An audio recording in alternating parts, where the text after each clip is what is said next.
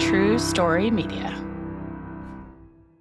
Hi, Ryan Reynolds here for Mint Mobile. Are you looking for a beach read this summer? May I suggest your big wireless bill? It's got suspense, mystery, a slightly flat emotional arc, and a shocking twist where you realize you've been overpaying the entire time. Fortunately, though, Mint's story is better. Every plan, $15 a month, even unlimited. That's it. Happy ending, zero tears. Give it a try at mintmobile.com/switch. Upfront payment of $45 for 3 months, $90 for 6 months, or $180 for 12-month plan required. $15 per month equivalent. Taxes and fees extra. Initial plan term only. Greater than 50 gigabytes may slow when network is busy. See terms. When it's time to scale your business, it's time for Shopify. Get everything you need to grow the way you want. Like, all the way. Stack more sales with the best converting checkout on the planet. Track your cha-chings from every channel, right in one spot. And turn real-time reporting into big-time opportunities. Take your business to a whole new level. Switch to Shopify. Start your free trial today. This podcast contains adult themes and language, and some of the things that we discuss may be disturbing to some listeners. In this podcast, we discuss sexual assault, torture, race, and murder. Listener discretion is advised. Please take care of yourself.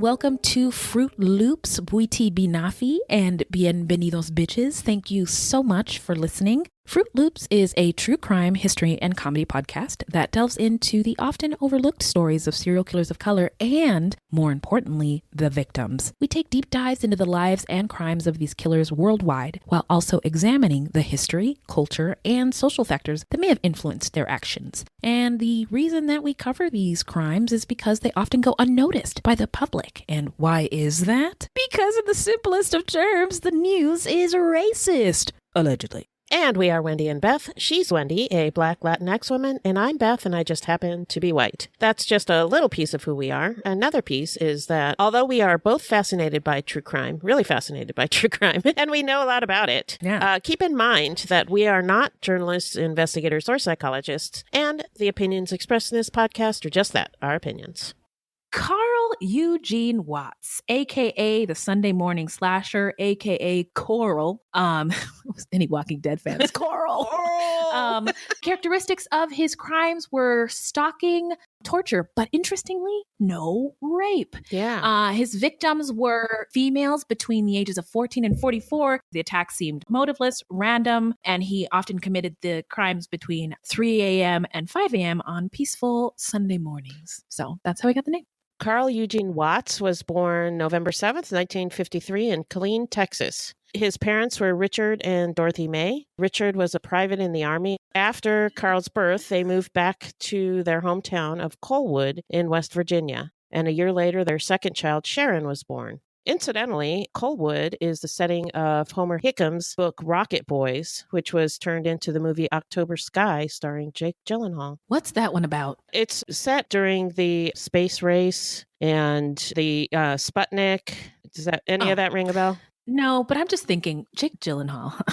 I'm a sucker for a tall white boy with a beard and a nice hairline. Yeah, he's pretty hot. And boy, I will leave my husband. He's on the list of celebrities you would leave your husband for. Oh yes, and the list is long, girl. The list is long. Like I said, it's so many handsome white boys out there that I can't name them all. I don't know if I'd be able to get to all of them. Anyway. Yeah.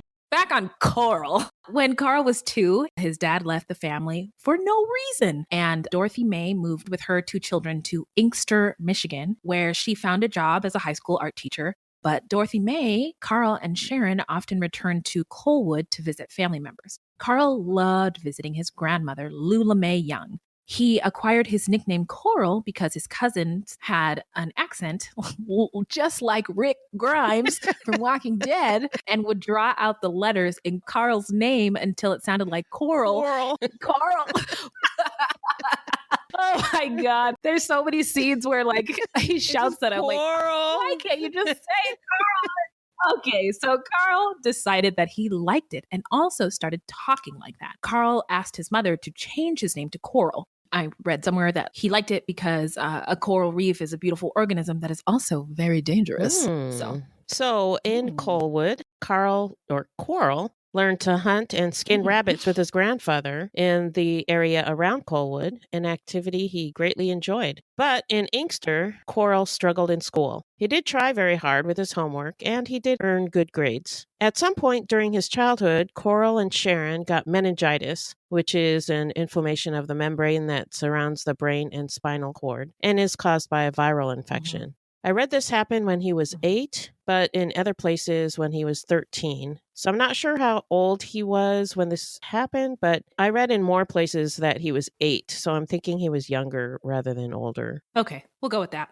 In the book Evil Eyes by Corey Mitchell, it is claimed that their mother took them to Detroit General Hospital, and the hospital saw Sharon, but they refused to see Coral. And we were looking because I thought it sounded like racism was the culprit of why they wouldn't see him, but we really weren't sure of the reason. I don't know if the hospital was segregated. I assume it was, but I don't know for sure. And we were wondering if maybe one of Coral's parents was white or light-skinned or white passing, or maybe his sister was lighter or white passing. And that is perhaps why she got treated and he didn't. Yeah, we couldn't find anything. I looked for pictures of his parents, information about his mom. I couldn't find anything. Me too. I looked for information about her new husband. I was hoping to see maybe an obituary picture of her. Yeah, I couldn't see pictures of anybody in his family. Anybody. Yeah.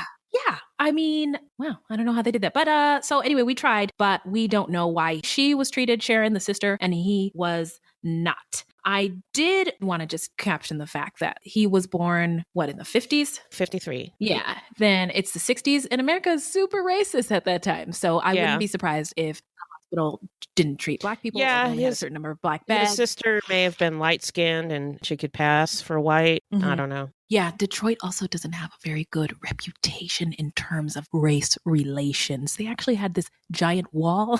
It's now called the Wall of Shame, but I think an actual wall. An actual wall that would divide whites and Blacks from the town. Wow. There were race riots. There were race riots everywhere. But in Detroit, I think in the mid-60s, it was a hotbed and it was dangerous. So anyway, way to go, America.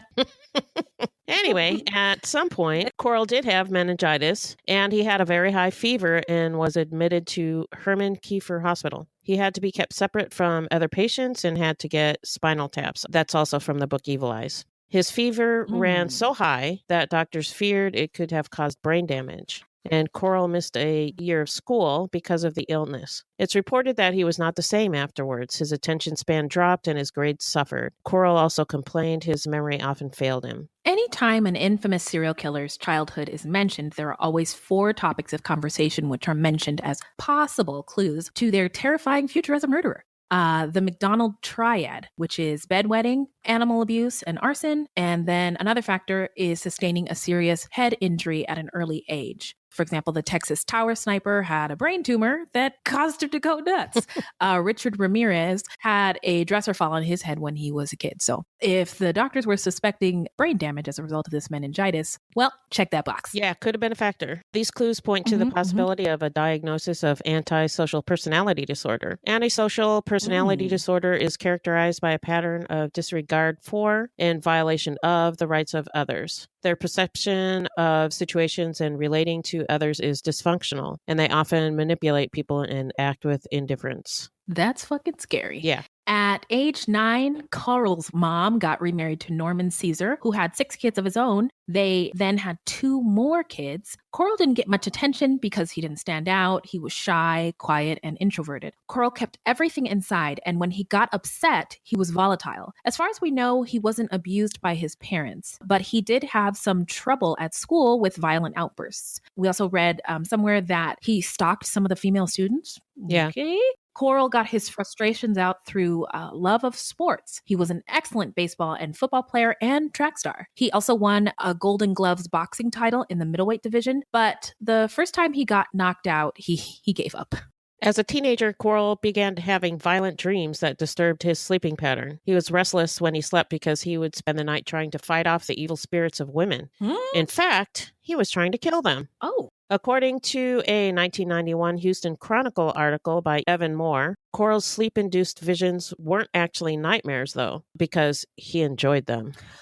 Oh boy, here we go. At age 15, Carl felt the urge to act out his dreams. One day, he knocked on the apartment door of Joan Gave. She was 26 years old, while delivering papers on his route. When Gave answered the door, the boy, who was unusually strong for his age, beat her up. He then continued his delivery route as if nothing happened. The police caught up with him, and when arrested, he told police he just felt like beating somebody up. He was ordered to undergo a psychiatric evaluation. I wonder why. Yeah.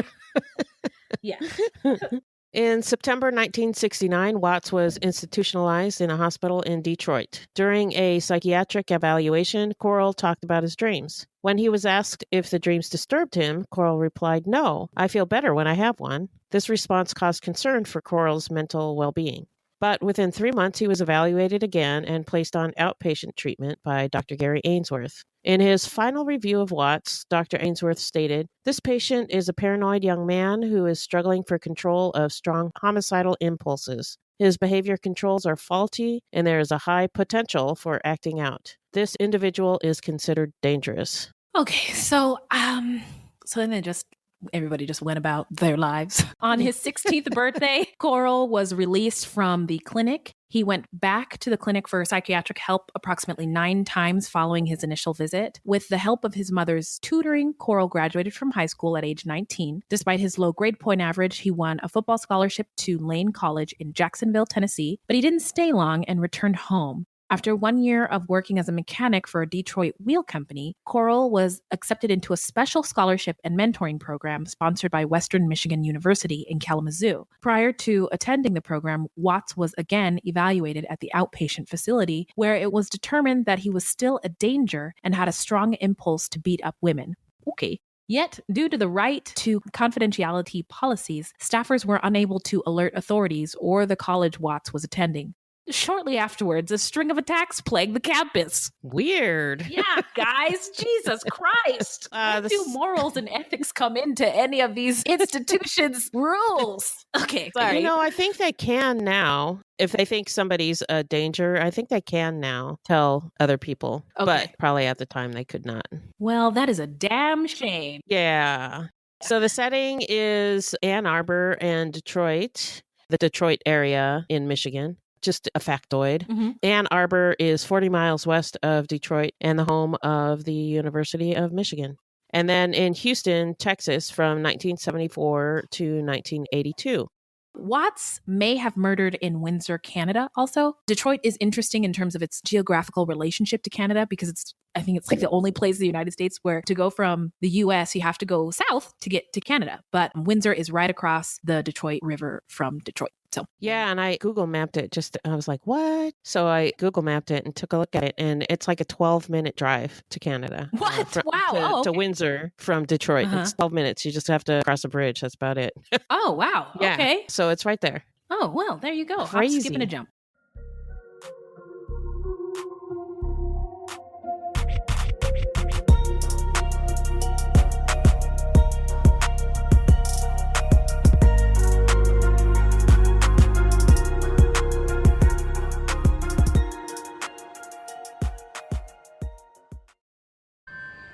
Do you hear that? That sound, right? That means that summer's officially here. It means that grown adults just sprint into the street for a frozen dessert shaped like a cartoon. But this summer, Mint Mobile has a better treat. Every plan, including unlimited, is $15 a month. And unlike ice cream, it won't drip down your wrist or look nothing like the picture. Does anyone have any cash? Give it a try at mintmobile.com/switch. Upfront payment of $45 for 3 months, $90 for 6 months, or $180 for 12-month plan required. $15 per month equivalent. Taxes and fees extra. New customer offer for initial plan term only. Greater than 50 gigabytes may slow when network is busy. See terms. When it's time to scale your business, it's time for Shopify. Get everything you need to grow the way you want. Like, all the way. Stack more sales with the best converting checkout on the planet. Track your cha-chings from every channel, right in one spot. And turn real-time reporting into big-time opportunities. Take your business to a whole new level. Switch to Shopify. Start your free trial today. On October 25th, 1974, Lenore Knizaki answered the door to her apartment in Kalamazoo. She was attacked by a 20-something African-American man who said he was looking for Charles. She fought back and survived. She was not sexually assaulted or robbed. On October 30th, 1974, 19-year-old Gloria Steele, she's a Black woman, by the way, was found dead in her apartment in Kalamazoo, lying on her back on the bedroom floor with 30 to 35 stab wounds to her chest and abdomen. Part of the weapon had broken off and was left lodged in her vertebra and was identified as a skew chisel, which is used for woodworking. There was no evidence of sexual assault, but her purse was missing. A witness reported speaking with a man at Steele's complex who said he was looking for Charles. That was 5 days after he attacked that other lady. He was seen by others as well. Steele's boyfriend said that he and Gloria were the only African Americans living in the complex at the time. So he was noticed. On November 12th, 1974, 23-year-old Diane Williams, in court records, they have her as Diane Hoskins, so that might be her married name. I don't know. In any case, she reported being attacked at her apartment complex under the same circumstances. But no weapon was used this time. She was just strangled until she passed out. When she awoke, her attacker was gone. But this was in the apartment complex itself, and she had seen her attacker's car before the assault and was able to give that information to police. And she was not sexually assaulted or robbed. That's so odd. I don't think I've seen that before in any of these true crime stories. No. Watts was arrested in 1975 for Diane's attack. He admitted to attacking 15 females, but denied the Steele murder. His attorney arranged for Watts to commit himself into the Kalamazoo State Hospital. The hospital psychiatrist investigating Watts' background learned that at the previous institution, Watts was said to have possibly killed 2 women by choking them. Psychiatrists found that Coral lacked remorse for his actions and was impulsive, reckless, and emotionally detached. However, they did not think he suffered from any kind of psychosis and believed that he was able to distinguish right from wrong. They eventually diagnosed him with antisocial personality disorder. By the way, what do you think about this antisocial personality disorder? Because I never heard the diagnosis until I started looking into true crime. Do you think that it warrants some kind of, should we lock up everybody who has this disorder? What do you think? No, I mean, should we be afraid of it? Well, yeah. Everybody who has this disorder? You should worry about them, yeah. It's a very small percentage of the population that has antisocial personality disorder, so I wouldn't be too scared of it, but it's kind of like on a spectrum, like anything else, where there's varying degrees. So you can have somebody who has antisocial personality disorder who's just a pain in the ass, just annoying, just kind of uses people. And then on the other end, you have murderers. So that's my take. Okay. Yeah, I was just wondering about that. I figured you'd be the right person to ask. Yeah, so the worst of the ones that have antisocial personality disorder are the ones that they would call psychopaths or sociopaths. Okay. But you could just be like a shy person. No, you somebody who has antisocial personality disorder just really doesn't have empathy for other people. So there are people who are in business who have antisocial personality disorder. You know, somebody who has anybody we work with? Just kidding. No. Well, not that I know of, but like the guys that set up Ponzi schemes and stuff like that, you know, or just ruthless business people. I'm not going to mention that one person who's in high office. Oh, I just call him 9. He's not even worthy of 45. So I just add You just add 4 the and numbers 5 together. and just call him 9. Yeah. Yeah. Anyway. There is talk that I think he definitely has narcissistic personality disorder, but that can go hand in hand with antisocial personality disorder as well. Well, now I understand the diagnosis clearly. Thank you. You are welcome. Okay, so let's get on with the story. Watts was described as dangerous, and the psychiatrist felt he would most likely attack again, but was found competent to stand trial. Carl, or Quarrel, as he now called himself, pled no contest and received a 1-year sentence on the assault and battery charges, but was never charged in the murder of Steele.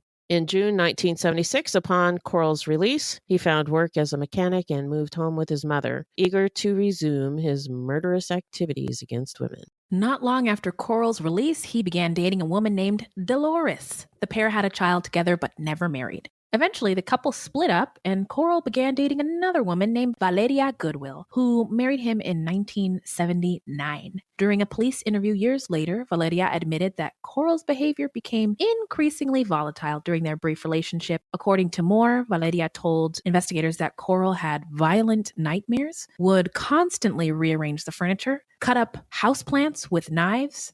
He cut candles and would melt them on the table. He dumped garbage all over the floors and not pick it up. And even more bizarre is the fact that every time they had sex, I shouldn't laugh at this. Every time they had sex, Quarrel would get up and leave the house for hours. He was a weird dude. Yeah, that is a very long list of odd things. Anyway. Yeah, he was a weird dude. Red flag. A big one.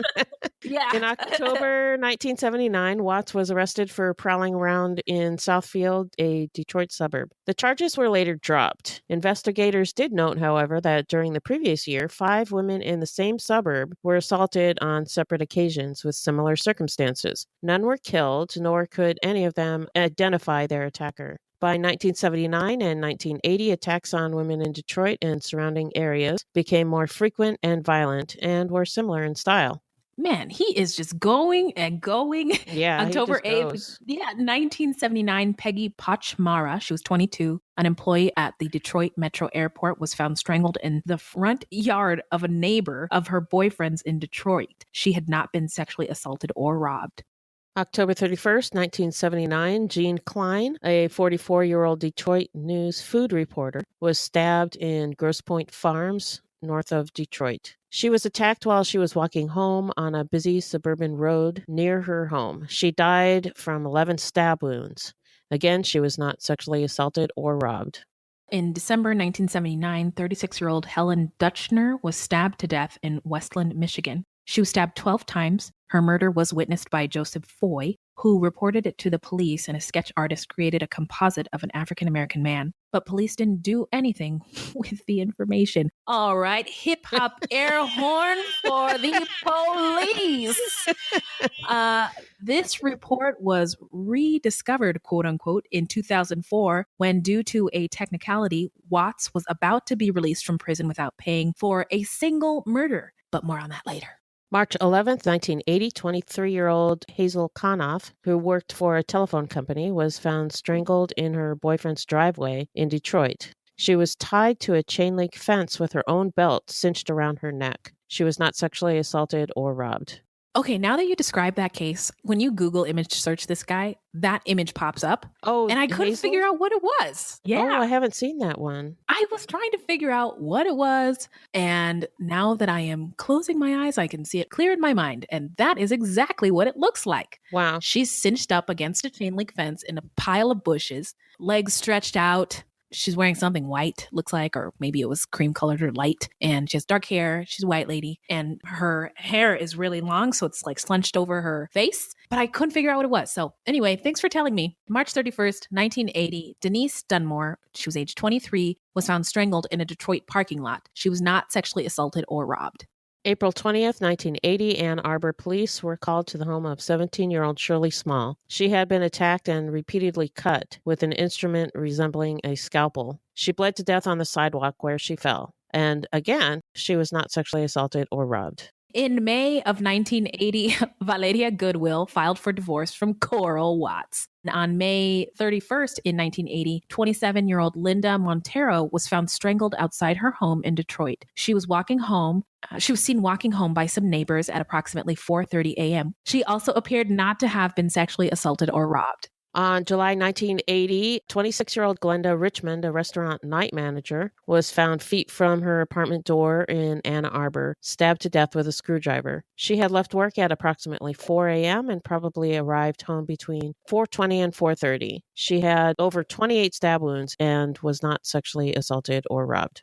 In July 1980, there was a string of attacks in Windsor, Ontario. Irene Kondratowicz, she was 22, was attacked by a stranger. Despite her throat being slashed, she managed to live. Sandra Dalpy was 20, having been stabbed from behind, also survived. Mary Angus, 30, also of Windsor, escaped attack by screaming when she realized she was being followed. On September 14th, 1980, 20-year-old Rebecca Huff, a University of Michigan student, was found stabbed to death outside of her apartment door in Ann Arbor. She had been stabbed 54 times with a screwdriver. That's my worst nightmare, by the way. Sorry. I know. I just, if you're going to kill me, I don't want it to hurt. Just like, I don't know, give me some drugs or something. Yeah. Anyway, she'd been out late with some friends and had returned to her apartment at about 3:45 a.m. She had not been sexually assaulted or robbed. The Ann Arbor Press noticed a pattern of homicides happening in the early morning hours, often on Sundays, so they dubbed the killer the Sunday morning slasher. A task force was formed, led by Detective Paul Bunton, to investigate the murders that occurred within 5 months of each other. The task force was dealing with no evidence and no witnesses. Sergeant James Arthurs contacted the task force after reading about the murders, and he told him of his past experience with Watts and the similarities of Watts' previous crimes to those now under investigation. On November 15th, 1980, officers got a lucky break. 2 policemen were patrolling the area around Ann Arbor's Main Street at about 5 a.m. And I was watching a documentary, and apparently they were actually trying to catch a guy who was sawing off the heads of the parking meters. What? What? Yeah, you know, the parking meters? Yeah. That some guy was going around sawing them off. What? To try to take the money out? I have no idea, but that's who they were looking for. They're driving around at 5 a.m. looking for this guy sawing off the heads of the parking meters. Oh, that's while they're doing that, interesting fact. Okay, guys. Yeah, I thought that was funny. So while they're doing that, they noticed a suspicious man in a car slowly following a woman walking home. And they described how he would follow her and then drive up the street and then turn around and come back. And they watched him do this several times. The woman ended up hiding in a doorway, and the police observed Watts go nuts because he could not find her. And I watched another show. It was called Evil Eye, and they do recreations. And the recreation was of him getting out of his car and kind of throwing a fit and then getting back in his car. But I don't know if that's exactly what happened, but I don't know how they would have known that he was going nuts unless it did happen. Unless it did happen. Ooh. Yeah. So anyway, on these true crime things, these recreations, I live for them. I love them. Yeah. Yeah. But you just never know how factual they are, you know, because you'll watch documentaries on the same person, different documentaries, and they'll give you different information. So you just never know. Yes, anyway, they said they observed him going nuts because he couldn't find her, and then he drove away. Police officers followed him. They noted that he took an illegal turn, and so they were able to pull him over. They then arrested him for driving on a suspended license and for fleeing and eluding a police officer. In his car, they found screwdrivers and wood tools, and they found a dictionary belonging to Rebecca Huff. Rebecca was murdered in September of 1980. Detectives also discovered through highway cameras that Watts' car was recorded as leaving Windsor for Detroit after each of the episodes in Canada. Watts became Bunton's leading suspect. Bunton and his team began round-the-clock surveillance of Coral. His movements were monitored with the help of a tracking device that was inconspicuously hidden under his car. Officers hoped to catch him in the act so they could put him away for good. They were almost certain that Coral was responsible for the deaths of Small, Richmond, and Huff. They just had to prove it. Coral knew that he was being observed, and he consciously suppressed I surmise that he consciously suppressed his urge to kill or assault for 2 months because nothing happened. And then, with no evidence to go on, the police ended their surveillance and brought Carl in for questioning. Button interviewed him for approximately 9 hours, but Carl refused to reveal any information. Eventually, Carl was released from police custody due to lack of evidence. At the time, he was suspected of at least 2 attempted murders and believed to have possibly committed 5 in and around the Detroit area. In the spring of 1981, Carl moved to Houston, Texas, where he found work as a mechanic.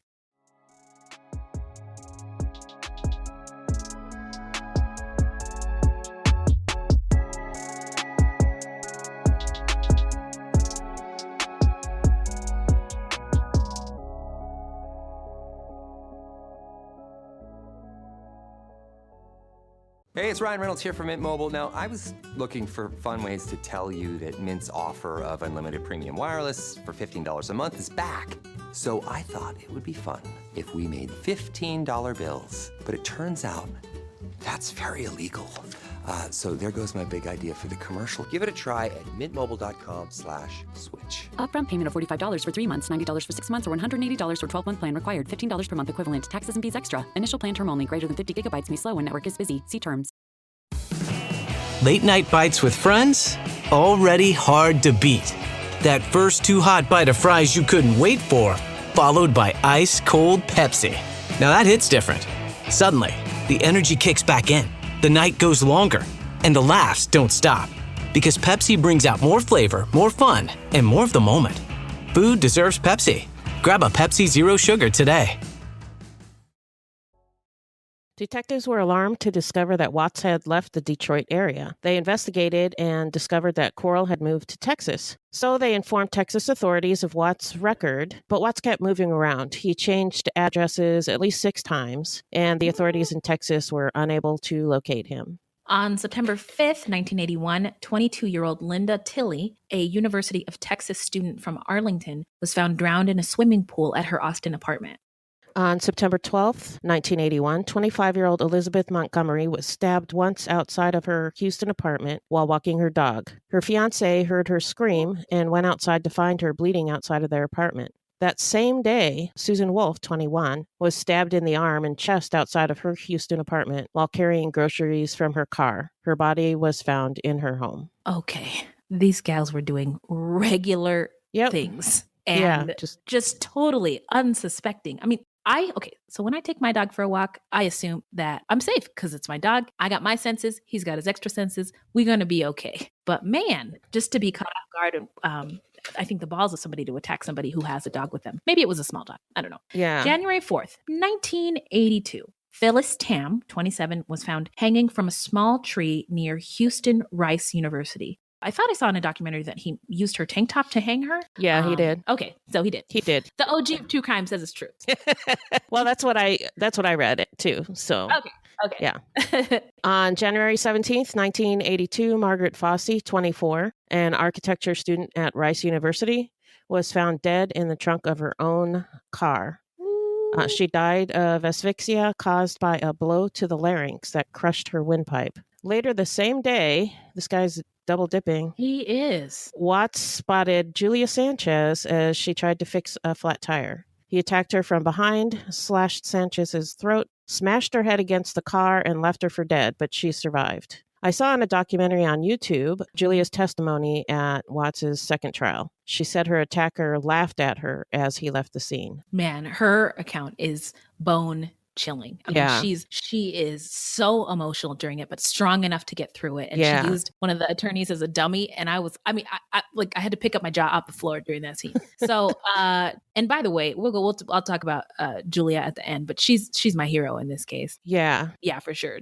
January 29th, 1982, Alice Martell, she was 19, was stabbed 3 times with an ice pick at her Seabrook apartment, but she survived. Wow. Mm-hmm. Unbelievable. January 30th, 1982, Watts unsuccessfully tried to kill Galveston resident Patty Johnson by slashing her throat. Another man had been sentenced to life in prison for the attack until Watts took responsibility. So again, another innocent man jailed for somebody else's crime. Well, I don't know if it's time for a fuckery applause for the police arresting the wrong person and putting him behind bars. But there's this little thing called evidence. And the murders continued after this guy was in jail. So obviously he didn't do it. And Coral just continued with his extracurriculars. Oh boy. Anyway, February 7th, 1982, Elena Samander, she was 20, was found dead in a Houston trash dumpster, strangled with her own shirt. He really is resourceful. He is. Yeah. And that same documentary I saw, he said that he dumped her in that dumpster because he strangled her right there and it was just handy. So. All right, Coral. I am reserving the hip hop air horn only because I feel like I'm really this guy is so icky. Ugh. Yeah. Anyway. March 20th, 1982, Emily Laca, 14, only 14.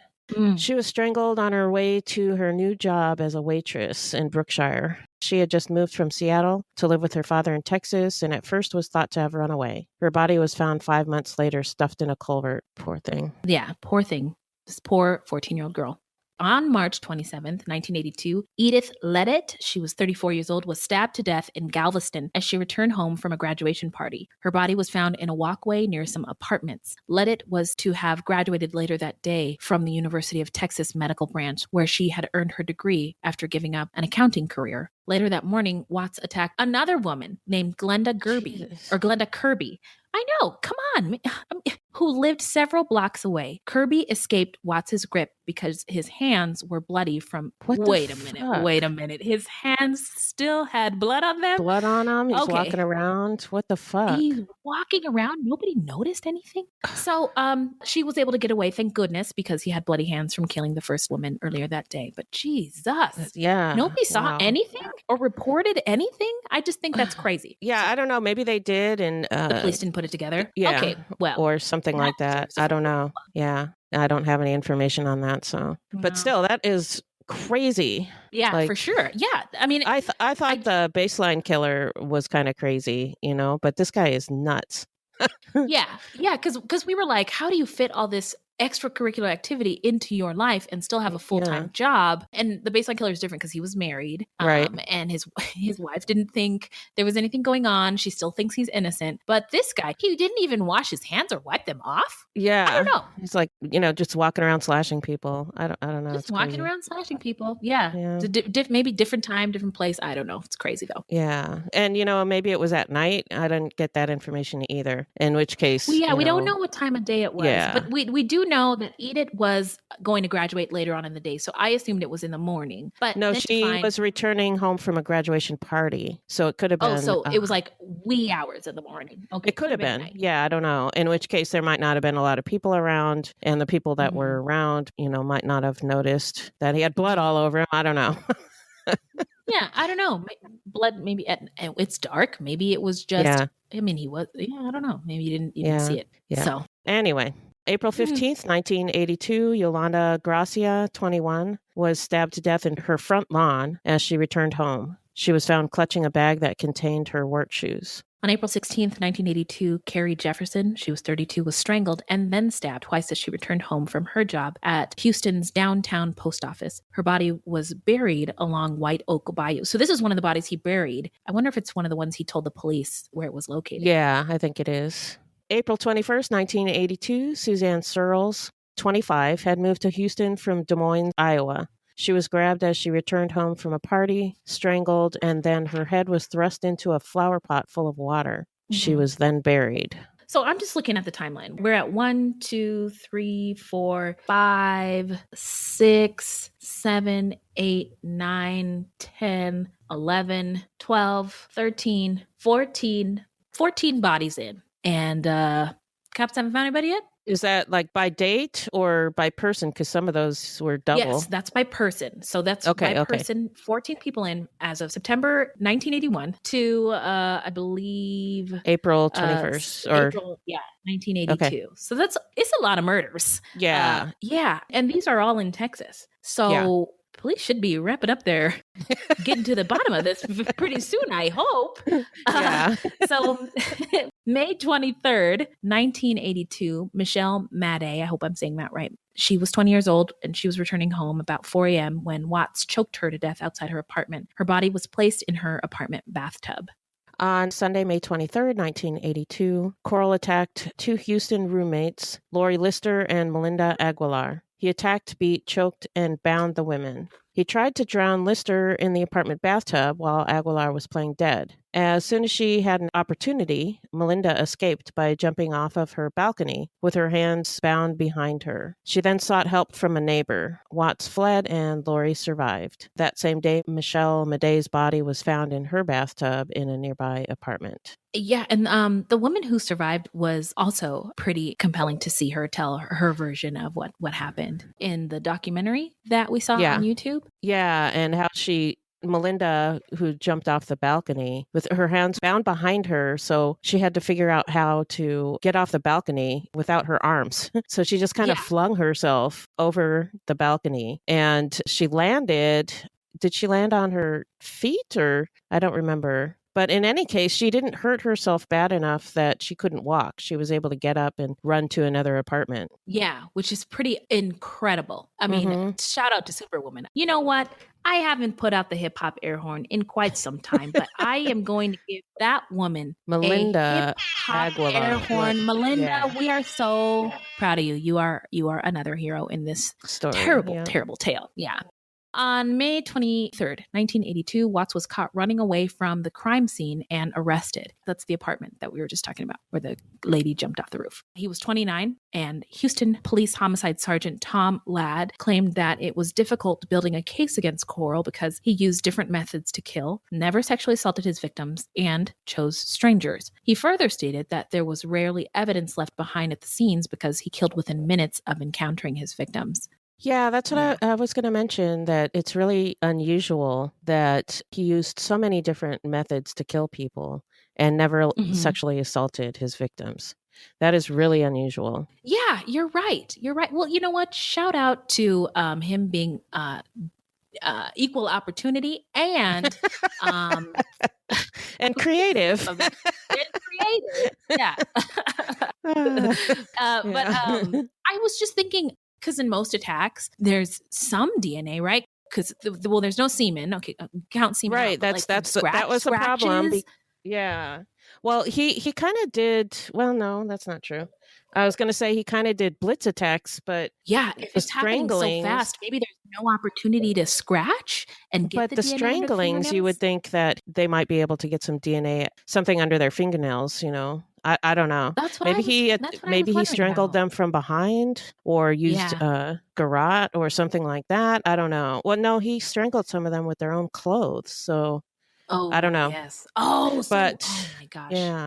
But there was no DNA, no evidence. But you know what? This is what it was. It was 1982. They could not do DNA back then.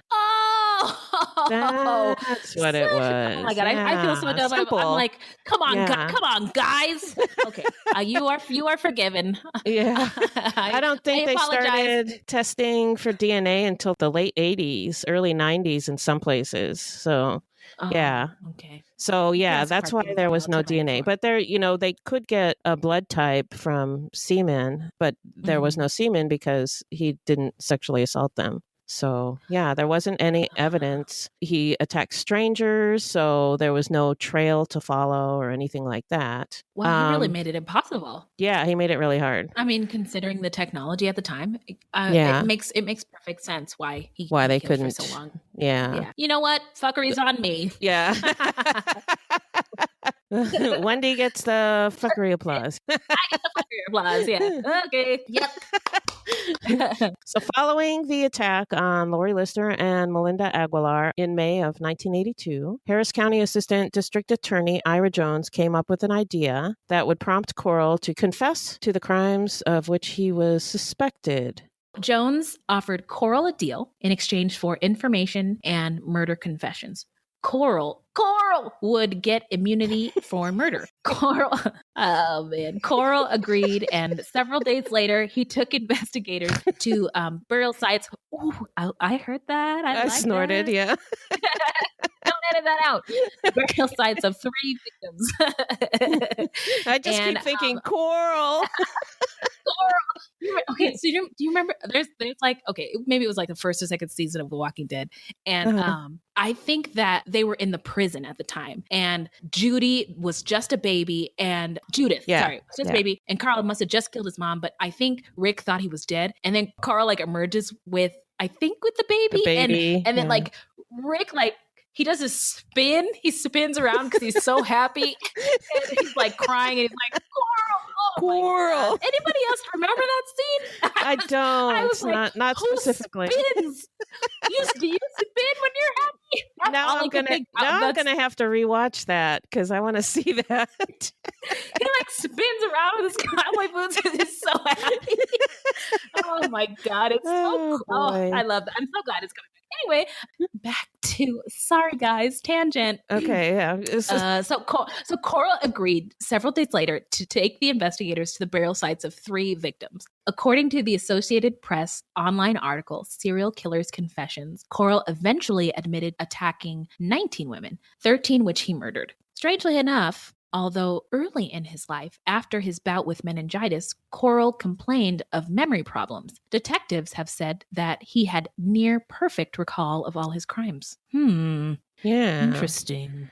Also interesting, both Linda Tilley's and Phyllis Tam's murders had been ruled accidental until Watts confessed to them. If you recall, if you recall, Linda Tilley was found drowned in a swimming pool at her Austin apartment. She'd been intoxicated, and police believed she'd fallen into the pool on accident and drowned. However, Watts confessed to her murder. Apparently, Watts had attacked her, Linda had fought back, and they fell into the pool where Watts drowned her. And Phyllis Tam had been found hanging from a small tree near Houston Rice University. And according to the police, her death could not be ruled out as accidental, which, what the fuck?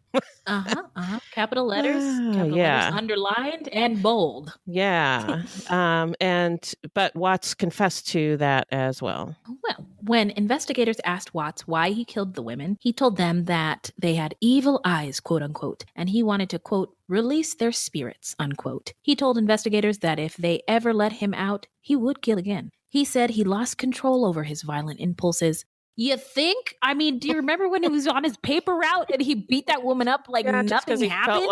Felt like beating somebody up, yeah. So now he realizes that he has no control over his violent impulses and realized he needed to kill people just to be happy. That's crazy. We all deserve to be happy, don't we? But we don't all deserve to be dead. Not at the hands of some guy named Coral. No.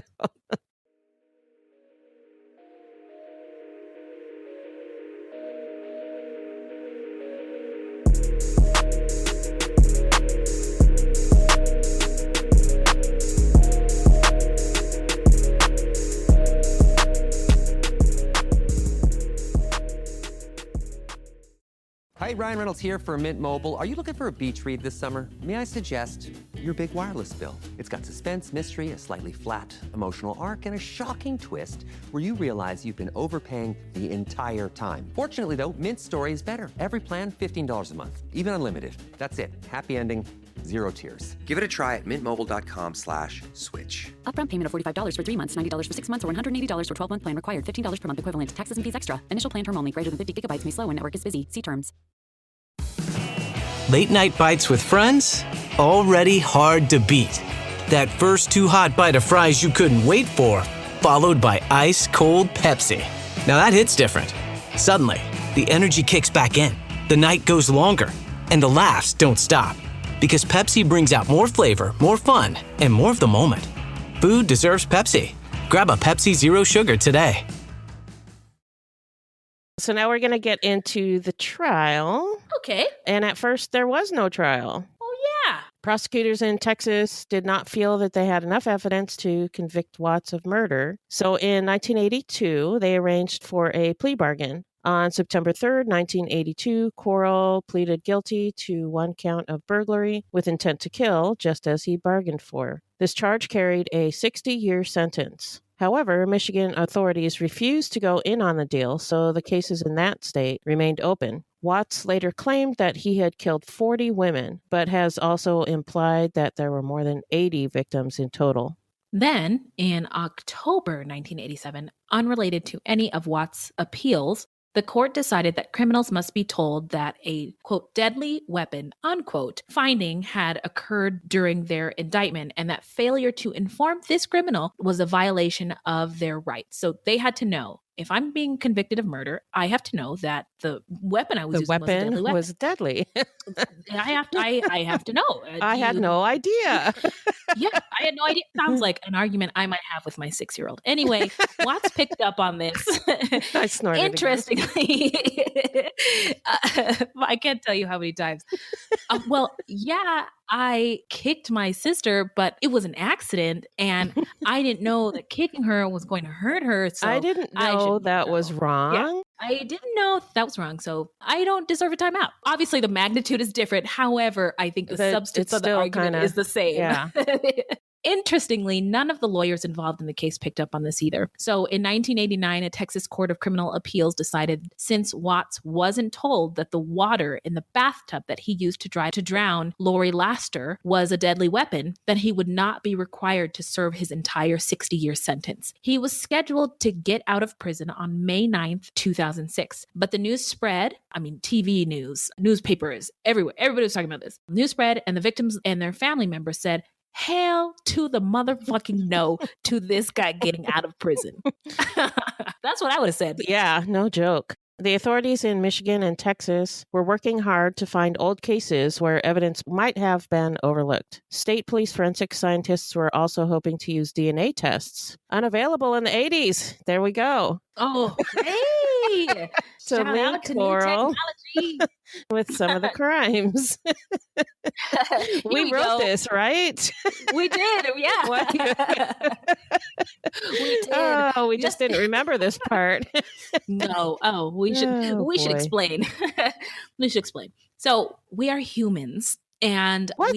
Yes, we are. And we produce the show by ourselves. Actually, I would call Beth the super producer, and I am just kind of hanging out. And so super producer Beth and I, we do our research, and we put all our notes together, and we write out the show, and we put together what we're going to talk about and find all the facts, and we cite all our sources. However, one of us went on vacation, and so we took a break from the podcast. So forgive us. We care about the material every time we research it and when we deliver it to you. And so we just want you to know that we just took a little break, and we're back and getting back in the groove. So that's the explanation. So there you go. In a nutshell. It was my fault. In Wendy's long story fault. long. For sure. Blame it on the black girl. Just kidding. As always. As always. Okay, me quit. All right, where were we? Okay, so DNA tests unavailable in the 80s. Yes, that's what started this whole thing.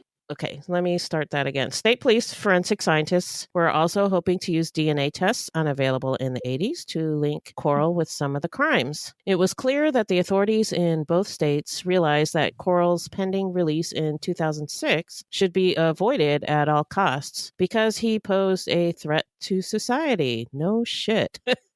And nobody doubted that he would kill again. Well, yeah, I'm sold. I believe you. I believe you. Mother Maya Angelou says, when someone tells you who they are, child, believe them. And Carl fucking told us. We believe you. We believe you, Carl. We believe you.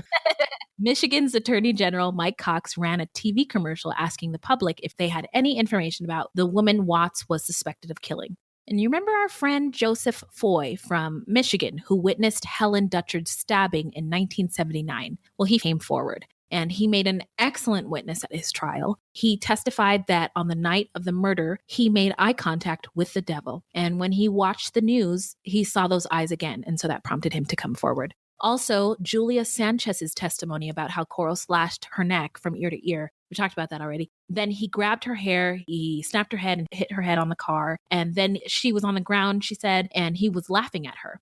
Anyway, this monster was found guilty of murdering Helen Dutcher, and on December 7th, 2004 was sentenced to life imprisonment. Yeah, so thankfully, Michigan did not agree to that plea deal so that they could charge him with crimes in Michigan. And in late July 2007, a jury found Watts guilty for the 1974 murder of Gloria Steele. And DNA might have had something to do with that one.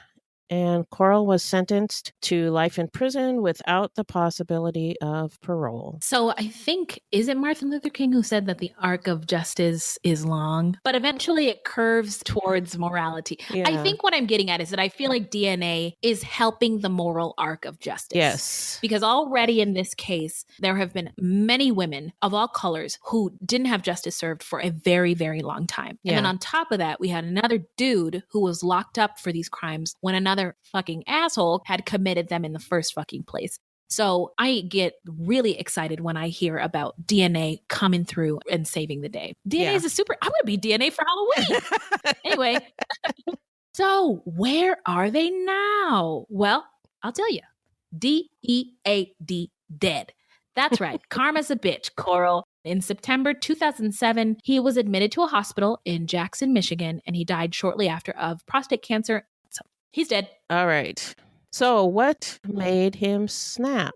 Well, we are not exactly sure, but I think back to, we've heard of the recipe for a serial killer and that there are 4 quote unquote possible clues like bedwetting, animal abuse, arson, and of course, sustaining a serious head injury at an early age. Now, Watts had meningitis, which is inflammation of the brain and spinal cord membranes, and it impaired him so profoundly that it crippled him in school. Also, the ASD, that's, what is it?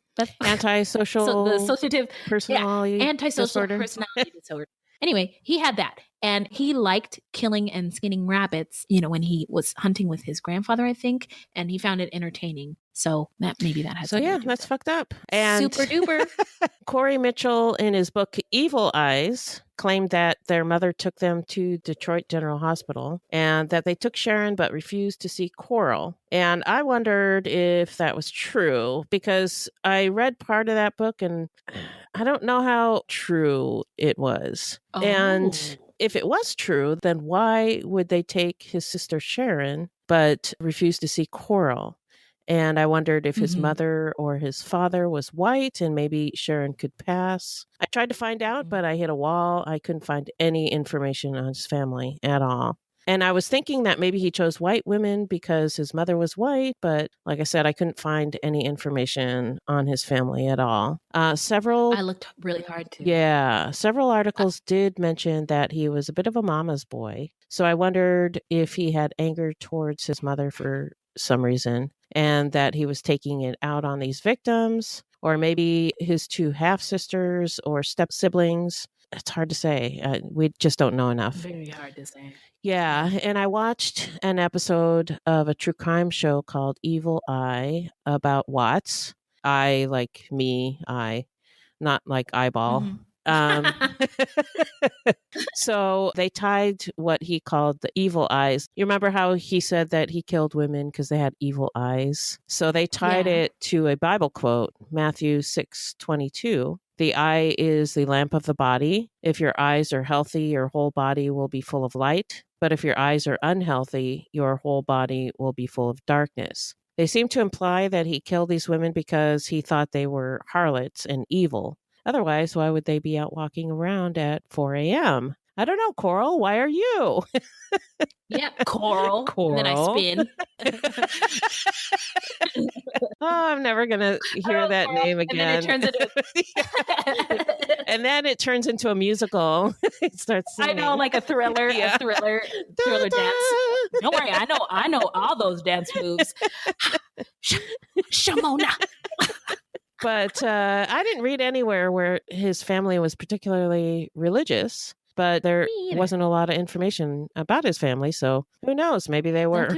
I don't know. But it seemed like that show was a little dramatic. Oh. Yeah.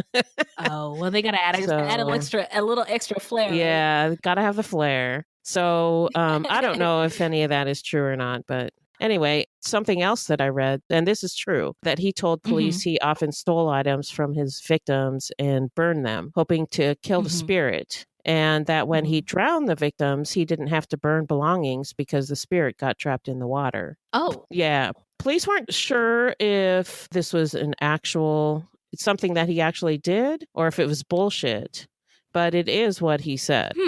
I wonder, okay, I'm assuming he must have stole the items like right after. Yeah, yeah. Okay. The only reason I bring that up is because I'm listening to, is it maybe the guys from True Crime Garage or True Crime All the Time? I'm sorry.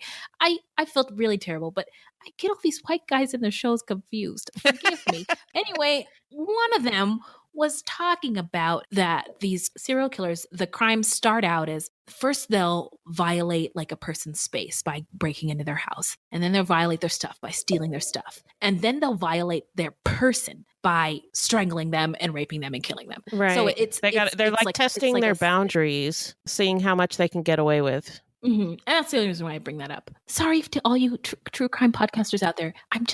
I can't remember which show one it was. Yeah. Well, I know that there was one victim who was an architectural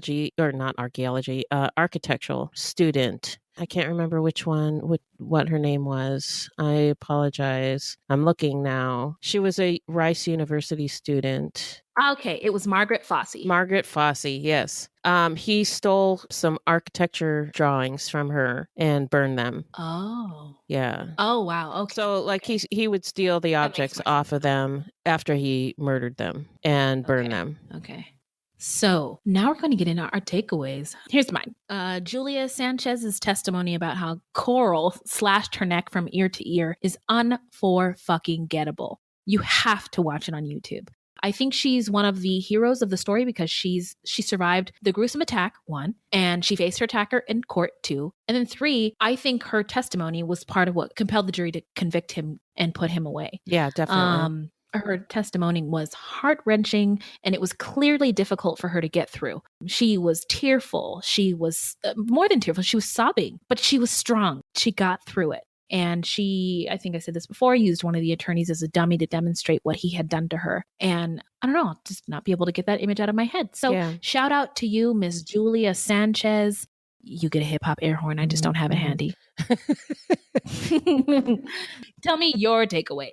Okay. So Watts complained of memory problems after he had meningitis, but police commented that he had an excellent memory for his crimes. The only thing he had trouble with was what the victims were wearing, but he could recall where and how he killed them and what the circumstances were with excellent recall. He took police on a tour of where he committed the crimes, which corroborated his confessions. And he actually led them to 2 bodies that had not been previously found. I don't know how the brain works, but it doesn't seem like he actually had problems with his memory. Or maybe it's like ADD, where if a person with ADD is interested in something, they can give it their full attention. But if they aren't, they can't. And maybe he had ADD. I don't know. But I think it's pretty disturbing. That murder is the thing that he had excellent recall for.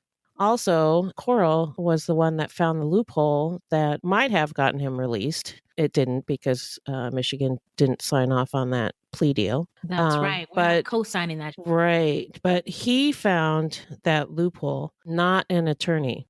So he was not stupid by any means. And personally, I think he had what is technically called a screw loose. He was nuts, but he was not dumb. And hadn't he had quite a few psych evals by this point? Yeah, he had. When somebody has said, wouldn't they have included memory problems by this point? You would think so, yeah. Yeah, I don't know. Maybe he got lazy in school rather than having memory problems. He just didn't give a fuck. Hey, I don't know. Yeah. And I'll go with that. One of the detectives said that he commented to Coral, "I haven't got enough fingers and toes to count the number of your victims." And to that, Coral said, "There aren't enough fingers and toes in this room." And there were 4 people in the room, so that's 80 victims. Yet, not many people know about Coral Watts. Many of his victims were white, like Jake Bird's. And they weren't sex workers or drug addicts. So I can't explain why he would not get as much press as, say, Ted Bundy. But I do think Ted Bundy got a lot of press because he was good looking and buttoned down, not someone you would think of as a serial killer. And people are often fascinated by that kind of dichotomy. Coral wasn't a law student, but he was definitely not a bad looking dude. You look at his pictures, he's pretty good looking. Not bad. Yeah. I mean, he's a total asshole and disgusting, but he, if you're just looking by appearances, he was a pretty good looking guy. Not my type. I am a sucker for white guys. Anyway. So the only thing I can think is it just boils down to racism, because people are apparently not that surprised by a black murderer, whereas, Ted Bundy, a good looking guy, they're like, oh my God. Oh no. Whoa. What happened to him? Yeah. And they have to dissect every reason why this white guy could have possibly done. I mean, the things that he did. And when it comes to maybe a black or brown murderer, people they're like, he's black. Yeah. Of course. I mean, I even think of Aaron Hernandez, who the NFL player. That story is so fucked up. It is. And but people only until recently have started to break down the backstory. How did he grow up? What happened to him? What led to this? Yeah. How could this happen? And that's usually the first question that when a white guy does something really bad happens. Dylan Roof, the dude who shot those people in the church. There's I'm glad you brought up the R word, only because, and I know this episode is running a little longer than it should have, and I apologize for that, but we've been away for a while. Yeah. So the R word with regard to killers, I think, is important because it's true. And I don't think that, how do I want to put this? The media, I think, is afraid to use that word when they're describing why there are these discrepancies between how we describe different groups of people. If a white guy who is taunting brown women who are wearing headscarves on a subway train and stabs them and kills them, he's just called a murderer. Right. But if a brown person were to do that on a train to anybody, it would be immediately called terrorists. And so the words so the R word, I'm gonna call it racism, dictates how the language we use when describing everything. It's in everything. And so I think one of the goals of this show and why we felt compelled to talk about it is because everybody else isn't talking about it the way that it should be. Yeah. And so that's the honestly why I bring it up. You said just honestly. The R word is in every single thing we do in the United States and it's just part of American It's culture. just omnipresent. It's omnipresent. And so I think your last point had to do with that people aren't surprised about a black murderer. Well, hence Fruit Loops. So you're welcome. All right, Beth, where can the people find us? Our website is fruitloopspod.com, and we use Fruit Loops Pod for all of our social media. The footnotes for each episode can be found on our website. Plus, check it out for the different ways that you can support the show. You can also join us on Patreon, where we have hundreds of hours of bonus content. You can also support us by supporting our sponsors, or by giving us a 5-star review. 5 stars only, please. Also, don't forget to subscribe. That's right. Now, this is a weekly podcast, and episodes drop on Thursdays. So until next time, look alive, y'all. It's crazy out there.